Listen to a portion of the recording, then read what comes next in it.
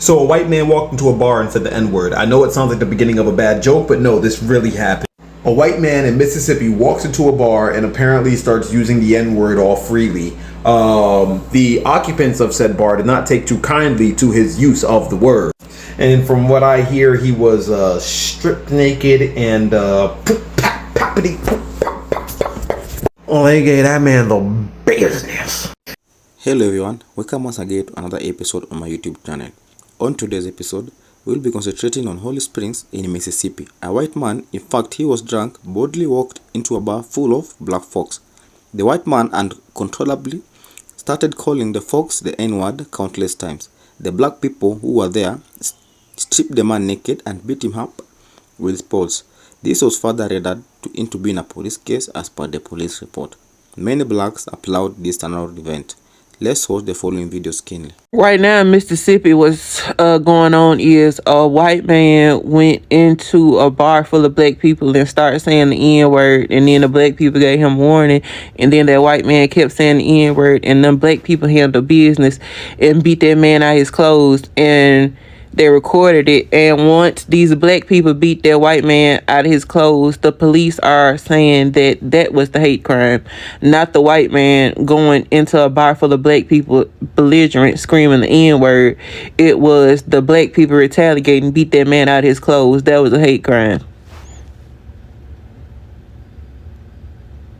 The police are saying when them black people beat that man out of his clothes, after all them black people got called the N-word, they saying that them beating him up is the hate crime. And they just completely negating that he came in there and was saying nigga, nigga, nigga, nigga, nigga, like he Paul Mooney. Nigga, nigga, nigga, nigga, nigga, nigga, nigga. And completely negating the fact that the people warned him after he said it a couple of times.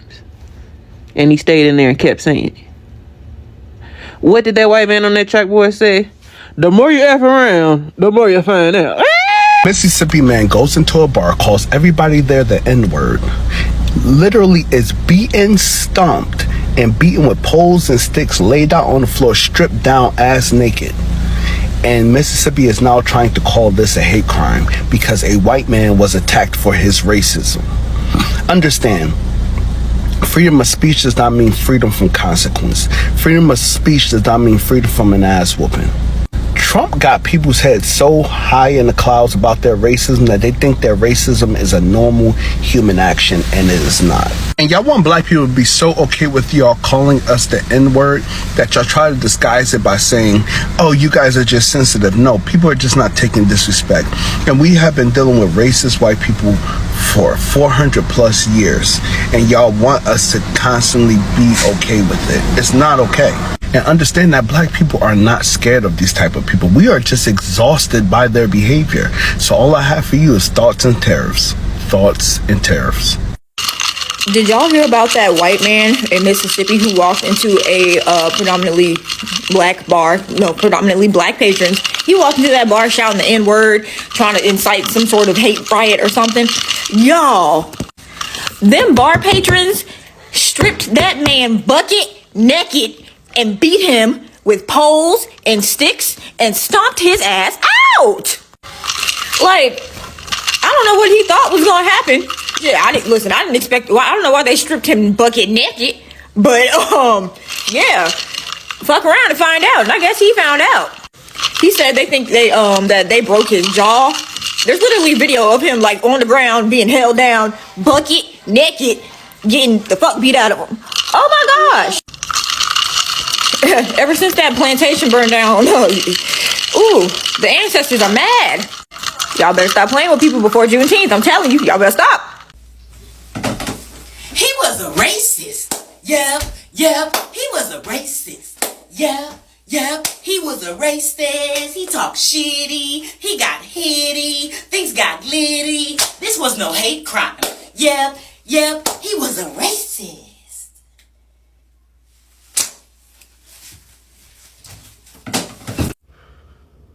Alright, you guys, good evening. So, there was an incident in Mississippi, Holly Springs, Mississippi, where there was a a man, a white guy, who went over to this mostly black club,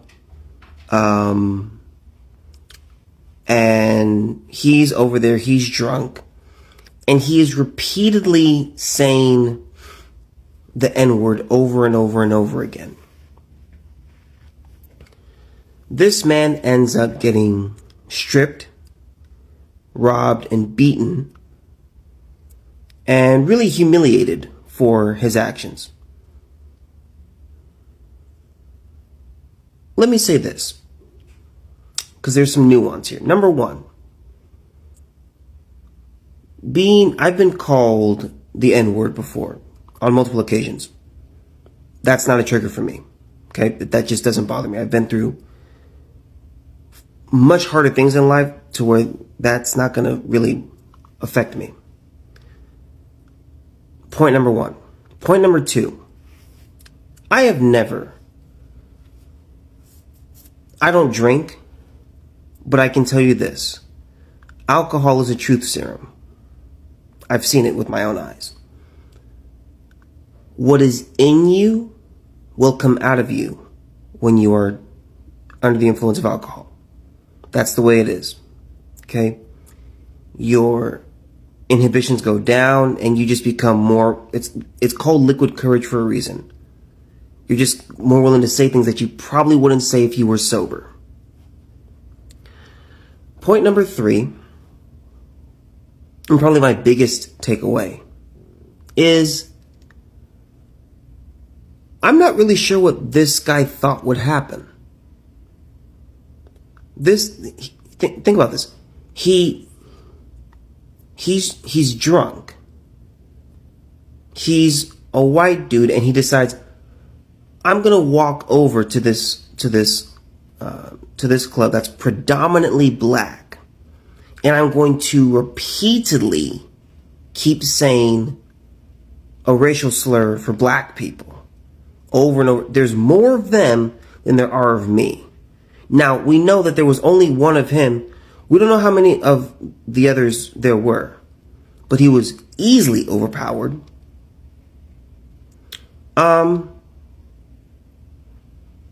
What am I trying to say here? There comes a point where you have to look at a situation and say, you know what? This is just stupid. He did a very, very stupid thing, and he probably learned his lesson to the point where he's never going to say that word ever again out loud.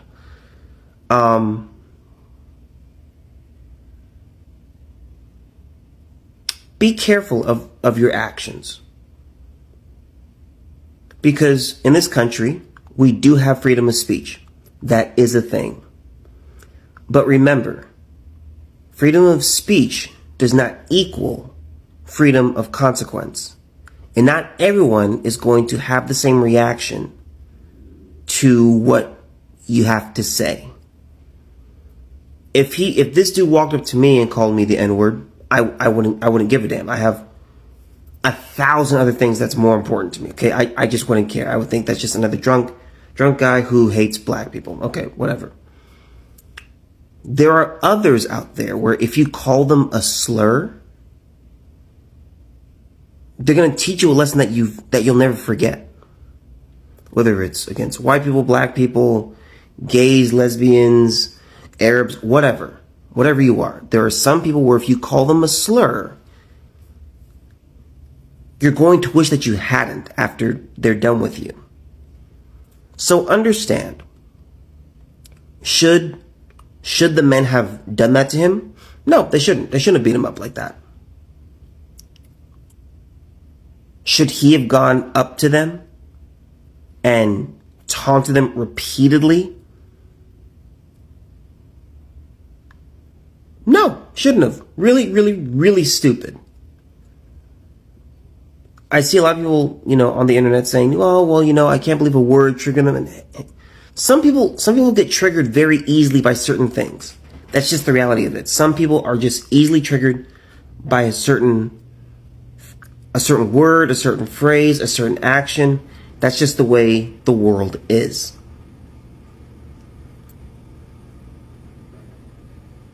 Again, you guys already know that I'm pretty anti-alcohol. This never would have happened. None of this ever would have happened if this dude hadn't been drunk. I'm gonna close with this. Point number 4.